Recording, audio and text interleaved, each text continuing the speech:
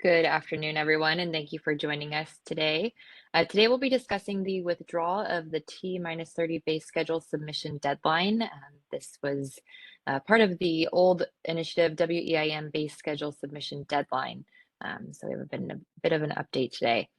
I'm joined on the line by Danny Johnson, our lead policy developer for this initiative. My name is Isabella Nicosia, representing ISO Stakeholder Affairs, and I'll be facilitating the web conference today. Before we get started, I just have a couple housekeeping reminders to go through. So the presentation that we will be discussing today is available out on the WEIM base schedule submission deadline initiative webpage. You can get to that page by going to kaiso.com. On that main landing page, you'll see the Stay Informed tab. Under that tab, you'll see policy initiatives. If you click that link, it'll take you to our landing page for the policy initiatives.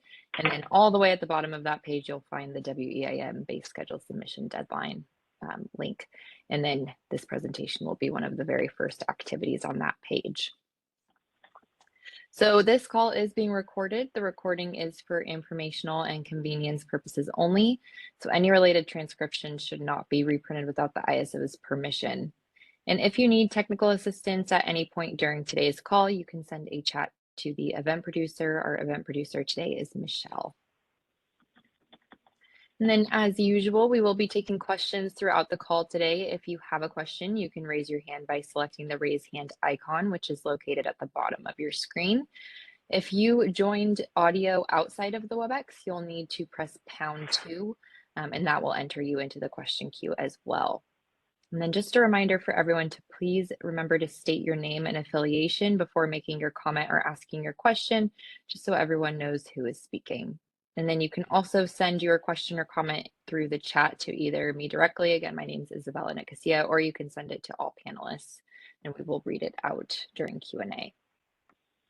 So this slide here just shows where we're currently at in the ISO's policy initiative stakeholder process. We're here actually under the decision tab. Since this initiative had already gone to board and tariff had already been filed. So we have a bit of an update and it falls in the decision phase of the policy initiative stakeholder process. So the agenda, I'm going to turn it over here to Danny and we'll get started on the ISO's proposal to withdraw the T-30 RSC functionality. So Danny, go ahead. Thanks, Isabella. For those of you who haven't met, my name is Danny Johnson. I'm part of the market policy team here at the ISO. Before we get into kind of why we're here today, I wanted to take a minute and try to level set on the base schedule submission process to make sure we all understand what the proposed withdrawal means. So a base schedule is a forward energy schedule with hourly granularity. Its main intent is to serve as a baseline for measuring deviations and eventual settlement in the WEIM. Right now, we have implemented 3 different base schedule submission deadlines prior to each operating hour.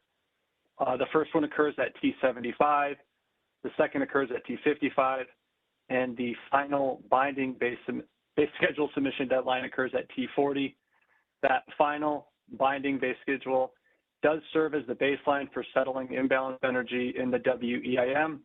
It also is the input to the final binding RSC, the results of which really determine how BAAs can participate in the EIM. Unless there's questions, which I don't think there are, we can go to the next slide. So in 2020, we ran an initiative to make a few different changes to the WEIM, and one of the changes that was part of that initiative was the creation of an additional base schedule submission deadline and an additional final binding RSC at T30. This was done to provide another opportunity for WEIM BAAs to kind of true up their base schedule a little closer to the operating hour when they may have had better understanding of what their expected supply seat would look like in that next operating hour. We received approval for this functionality on December 2nd, 2020. We subsequently filed the tariff changes at FERC, and that was also approved. But when we filed those changes, we actually asked for quite a long implementation window. I think it goes till October 1st, 2023, which would be this fall. The idea here is that we recognized that there was parallel enhancements to our real-time market that could impact our ability to offer this additional final binding RSE at T30. The primary change was the planned implementation of the flexible ramping product refinements. I think as you'll see in the next couple slides, our ability to offer a RSE at T30 was really predicated on our ability to solve the RTPD5 market run within a truncated timeline. When we looked at the FRP refinements, we kind of realized that that likely would add solution time to that RTPD5 run. So we wanted to ensure that we could implement that and then still be able to support this functionality before we went forward and created the T30 RSE. Just a little note, the FRP computational time increases are largely due to the deployment scenarios that were added as part of that functionality, as well as internal integration in our market systems with applications such as BARC, which is the application that calculates the flexible ramping product requirement for each BAA. The punchline, what we found is once we implemented the FRP refinements, we don't think we have sufficient time to run the RTPD5 market, and we are proposing to withdraw this functionality. Can we go to the next slide? So I apologize for the poor resolution of the slide. If you want the better resolution version, this was directly lifted out of those policy papers back in 2020. The real key here is the small arrow at the bottom that's pointing upwards, and it says T22.5. That is the deadline which we have to have the RTPD5 market run solved by. The other thing that this slide tries to show is that the base schedule submission deadline and the subsequent RSE runs really do feed into that next RTPD market run. So right now, we have the final base schedule submission deadline at T40. We kick off the RTPD5 market run at T37.5. If we utilized a T30 RSE, we would have to, or T30 base schedule submission deadline, we'd have to take that base schedule, then run it through the RSE process, then input those results into the RTPD5 run, and we'd still have to have it solved by that T22.5 deadline. And I do see we have a question, so I think we can go ahead and stop and take the question. Jessica, your line is unmuted. You may go ahead.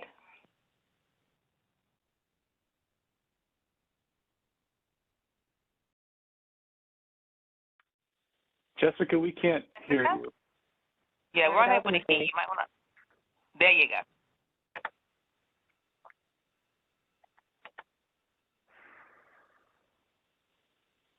Oh, Jessica, we're not able to hear you again. Sorry, that was a mistake. I didn't mean to raise my hand. Okay, no problem. False alarm. Okay, can we move to the next slide? So this is just a snapshot of the RTPD5 performance before the FRP refinements implementation. As you can see, we were around 6 minutes on most of the solution times.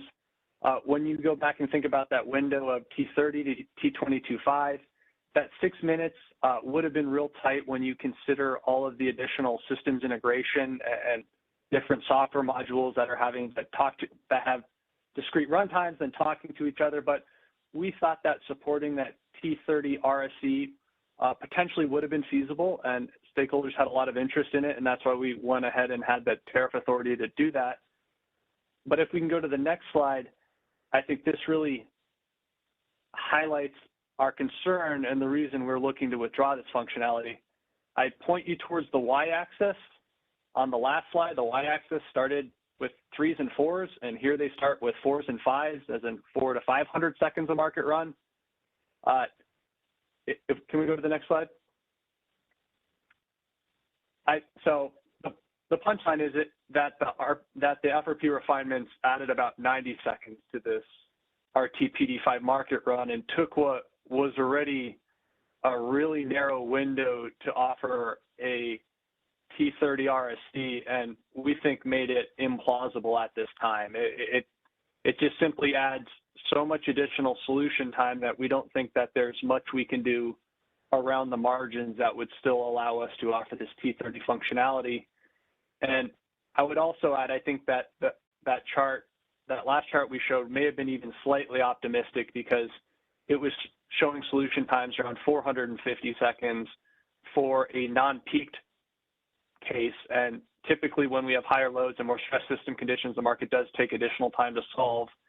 And it also doesn't even include the nomogram constraints as part of the FRP refinements deployment, which we expect to be operational and implemented this summer, which will add even further market solution time. So all that said, we're proposing to withdraw the T-30 RSC functionality. And now if we can go to the next slide, I think we can I'll explain why we're actually having this conversation. So the reason we're presenting this is we have on our tariff the ability to have a final binding RSC at T-30. We need to remove this from our tariff as we don't think that this is something that we can support. So we need to run this through the governance approval process. And we wanted to provide an update and kind of discuss why we're landing on where we did and why we're proposing to withdraw this functionality. We want to put out the proposed joint governance authority for approval to make the tariff modifications to withdraw this functionality and remove it for our tariff, and wanted to provide an opportunity for stakeholders to ask questions about kind of our decision to withdraw, as well as have a chance to submit their comments on if you think that we got the right decisional classification for our move to withdraw this authority. Can we go to the next slide, Isabella? So next steps, this is on a very truncated timeline, as I'm sure everybody on this call is aware. The ISO has a lot scheduled to go on through the fall. So we are looking to actually get ahead of that and take this to the July 19th joint governance meeting. So today's the 15th. We would be looking for comments or questions regarding our decision to withdraw the T-30 RSC and final base schedule submission deadline by next week on the 22nd. We would also specifically ask that you raise any concerns either supporting or not supporting our proposed decisional classification of joint governance authority. So can we check on the phone line or the chat if there's any questions? So as a reminder, if you do have a question, you can raise your hand by selecting the raise hand icon, which is located at the bottom of the screen. And if you dialed into the WebEx separately, then you'll need to press #2, and that will raise your hand on the phone only line. So it looks like we have 2 questions. Let's go ahead and unmute Robert Fisher.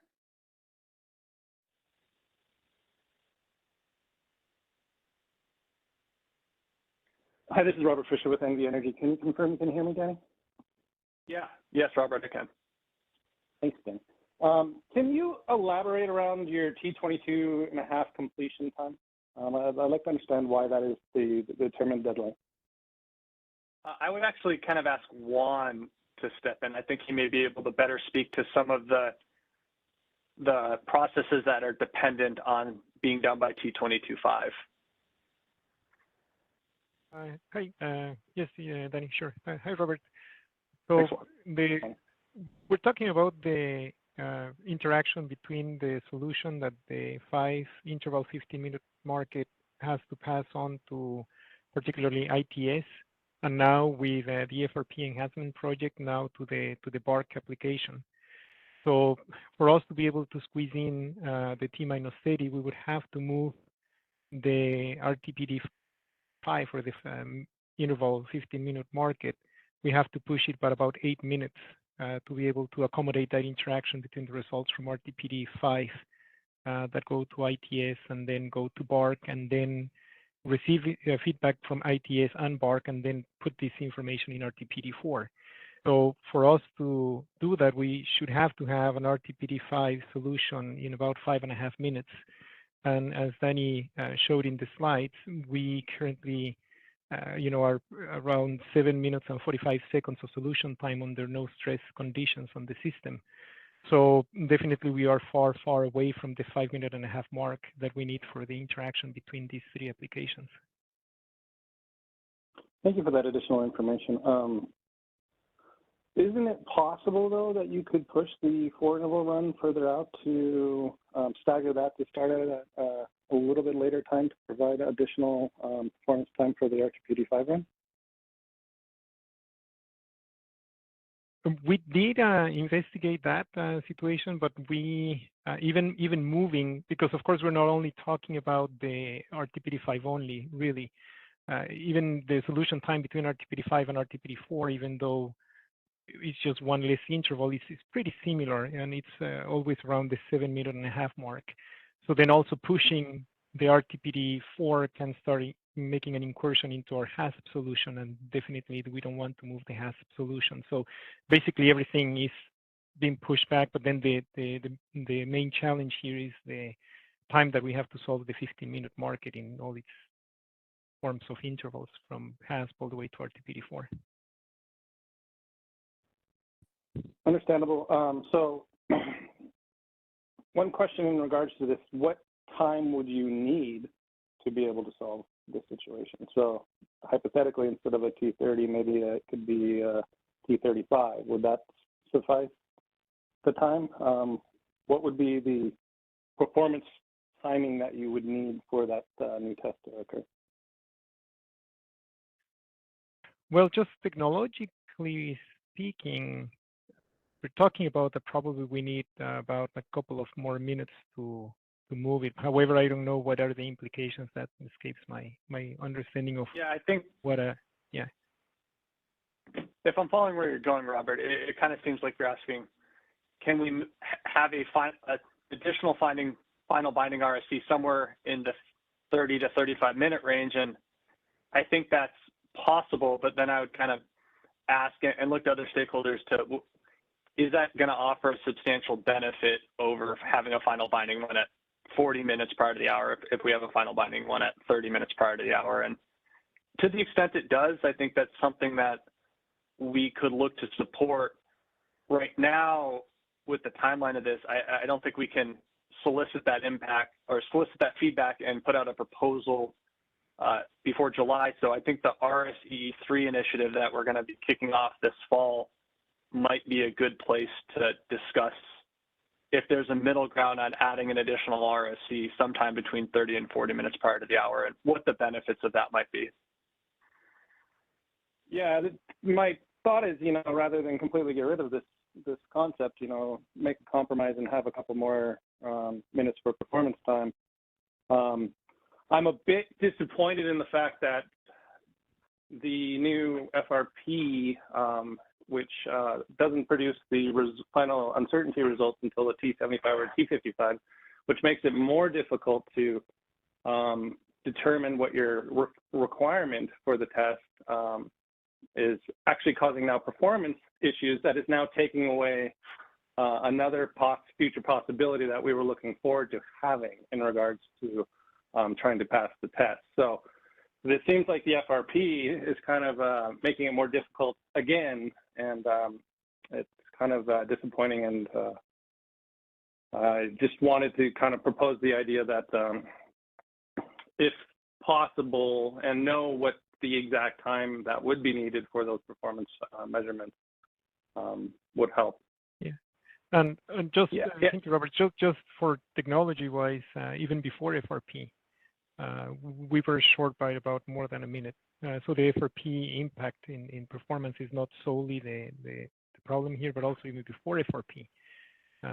We were seeing performance issues, particularly also under stress system conditions.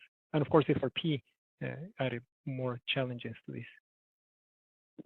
Yeah, I understood that. And then part of the policy discussion was, maybe cutting the 5 and the 4 so you had some additional time frame in there to kind of make room for that.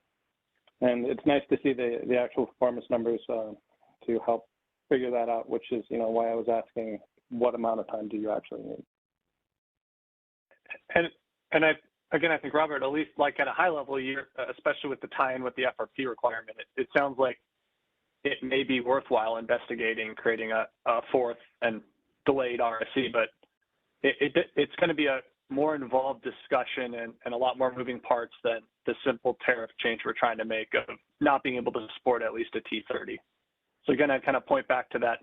This definitely seems like a scope item that we can discuss in that RSCE3 initiative.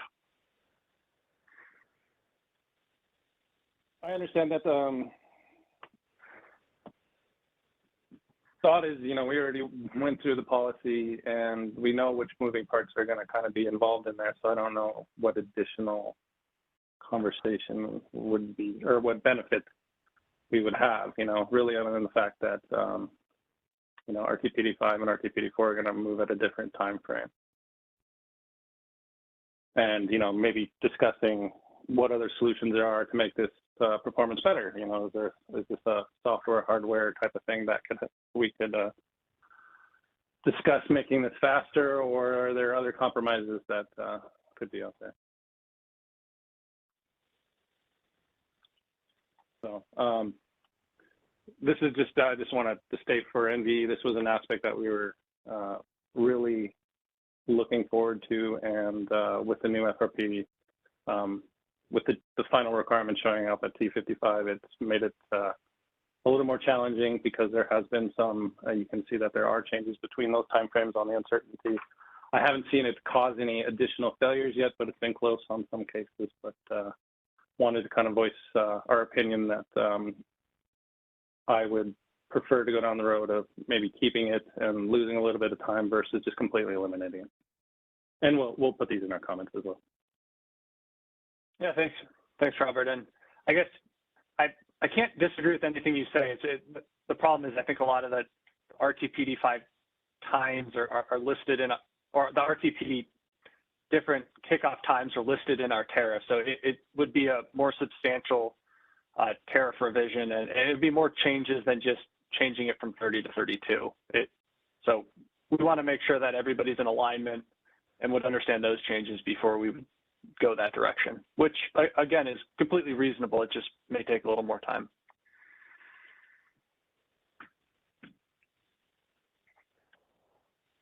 I see we have another question from Jonathan.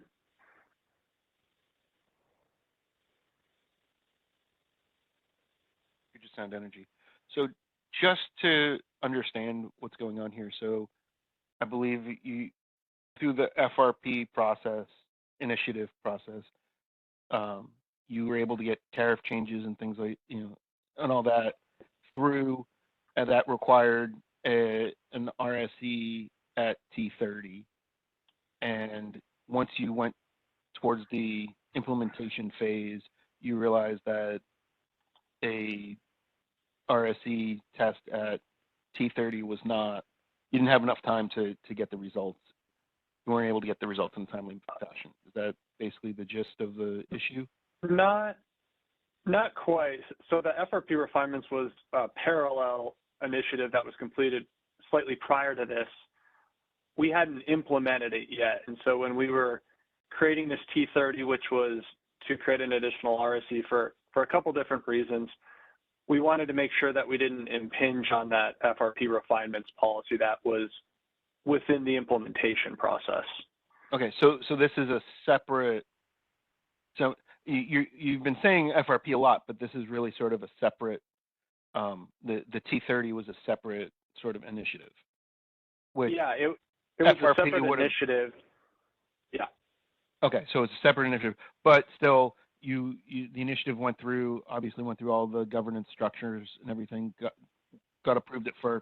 Now you're going through the implementation phase of it, realize that it can't really work the way that it was intended, and now you're basically asking to go back and remove that from the tariff. Yeah, exactly. Okay, all right, just wanted to make sure I got everything crystal clear. All right, thank you. Thanks, Jonathan. Do we have any questions on the phone only line, Michelle? There are currently no questions on the phone only line. Okay, it looks like Stuart just raised his hand. Let's go ahead and unmute Stuart. The problem here, extremely disappointed we're not getting this T-30, obviously, because I mean it goes back as far as 2018. I can remember trying to get this, but I am completely aligned with Robert Fisher, what Robert Fisher's trying to do here, because at least creating some additional time between that 55 time frame and whenever the market cutoff is, be it T35 or whatever, it just gives operators slightly more time, which I think is beneficial, and slightly more accurate results. So it just feels a little rushed, Danny, in terms of you know, we're just going to get rid of it rather than maybe explore some alternatives before making the decision to get rid of it collectively. But we'll put that in our comments. But thank you. Thanks, Stuart. And yeah, I recognize the timing of this isn't great, but it becomes a tariff compliance issue for us that we're trying to make sure we're in compliance with our tariff while, I guess, exploring what we can do to get an additional RSC and get more time for your system operators to incorporate the FRP requirements. Okay, that's helpful. It's a compliance issue for you guys. That's helpful to know why it's been so rushed. Okay. Yeah, our tariff is like, or our FERC approval has, I think, October 1st, 2023 implementation of this. So it's either implemented at T30, which we can't support, or we're not in compliance. So got you. Solving that that's problem. helpful. Yeah. Okay. Helpful information. Thank you.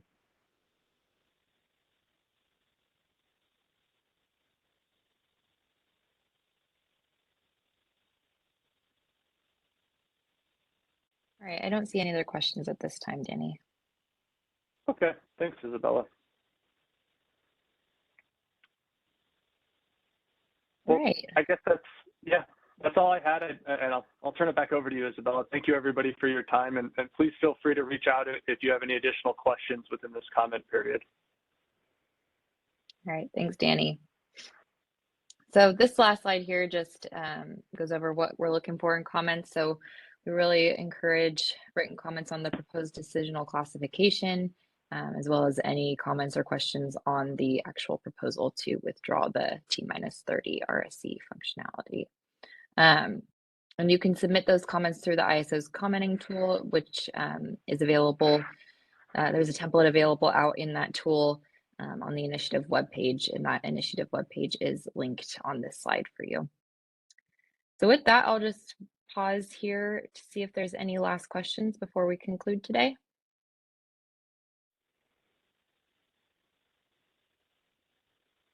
All right. I do not see any questions on the phone only line. Okay, thanks, Michelle. All right, well then that concludes today's stakeholder call. Thank you all for your participation and have a great rest of your afternoon. That concludes our conference. Thank you for using event services. You may now disconnect.